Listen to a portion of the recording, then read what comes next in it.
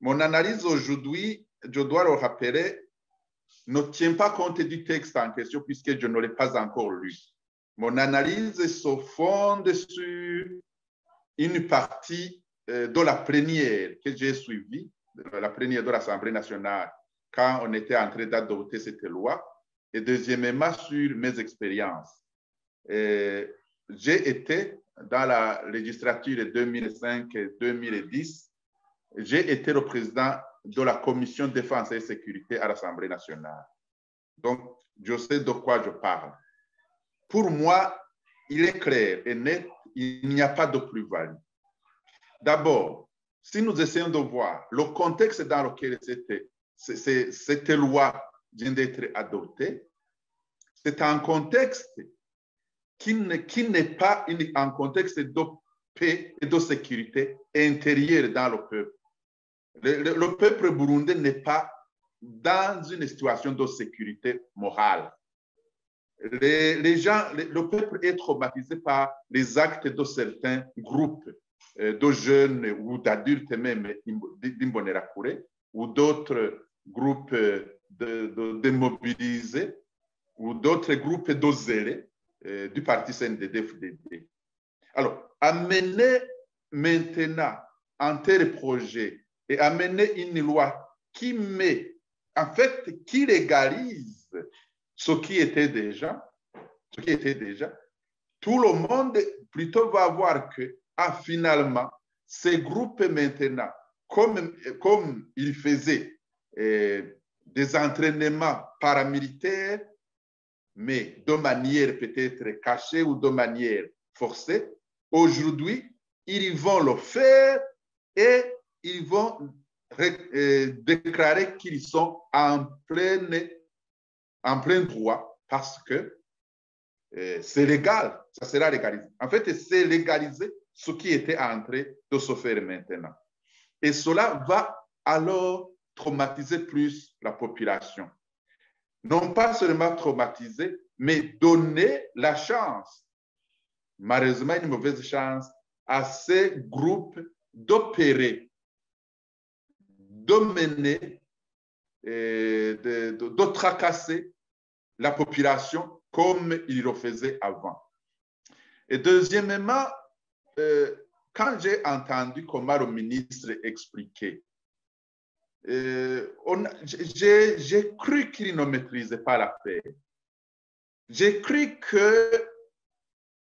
qu'un groupe de gens lui a intimé l'ordre de venir expliquer ça à l'Assemblée nationale tel qu'il l'a eu. Parce que quand il parlait, et surtout quand on lui posait des questions sur les missions, vous avez qu'il hésitait. Il hésitait beaucoup et j'ai compris qu'il s'agit de quelque chose dont la visée est cachée aujourd'hui et qui va être dévoilée peut-être dans les décrets et dans les ordonnances qui vont suivre pour mettre en place cette force de réserve et même les unités spécialisées dont j'ai entendu parler.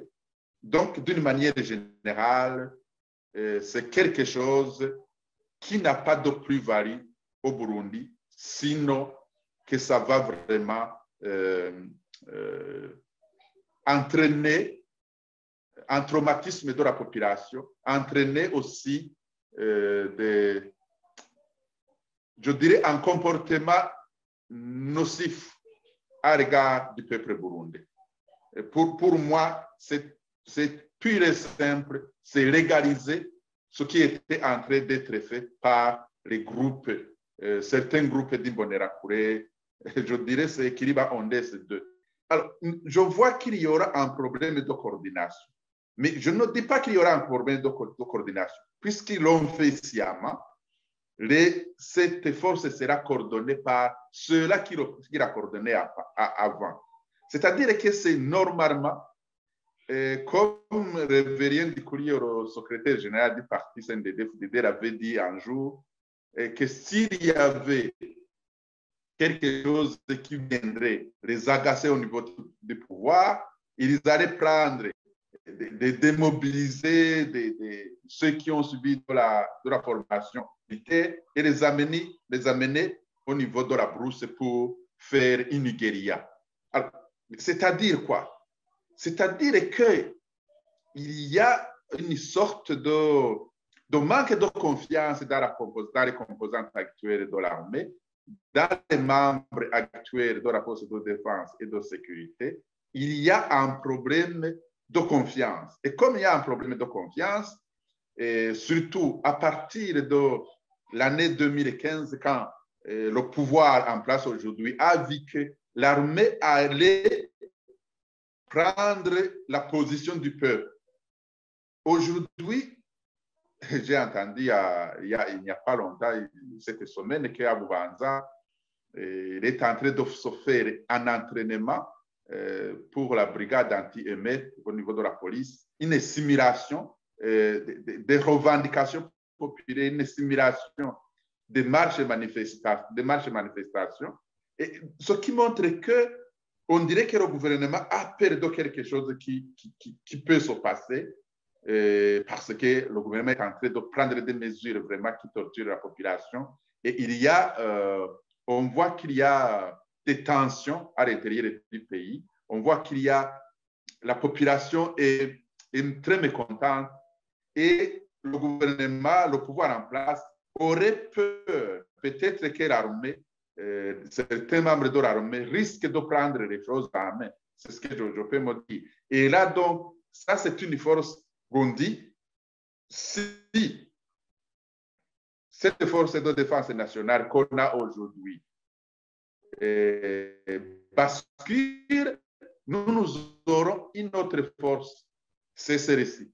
Donc, c'est tout à fait une armée parallèle. Donc, il y aura un problème de coordination, mais je le dis au niveau formel, mais sinon au niveau pratique, c'est ce qu'ils veulent.